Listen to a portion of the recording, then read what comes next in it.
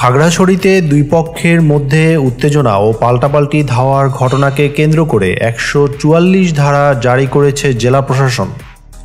আজ বেলা ২টায় জেলার সদর উপজেলা ও পৌরসভা এলাকায় এ আদেশ দেওয়া হয়। পরবর্তী নির্দেশনা না দেওয়া পর্যন্ত ১৪৪ ধারা বলবৎ থাকবে। খাগড়াছড়ি জেলা ম্যাজিস্ট্রেট এবিএম ইফতেখারুল ইসলাম খন্দকারের সই করা এক আদেশে এ তথ্য জানানো হয়।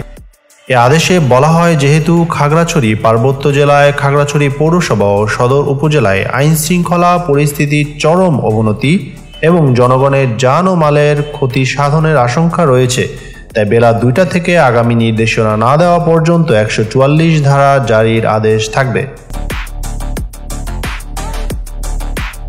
এর আগে এক পাহাড়ি কিশোরীকে দলবদ্ধ ধর্ষণের ঘটনায় জড়িত ব্যক্তিদের বিচারের দাবিতে জুম ছাত্র জনতার ব্যানারে আজ দিনব্যাপী অবরোধ কর্মসূচি পালিত হচ্ছিল। এতে খাগড়াছড়ির সঙ্গে সড়ক পথ সব ধরনের যোগাযোগ বন্ধ রয়েছে।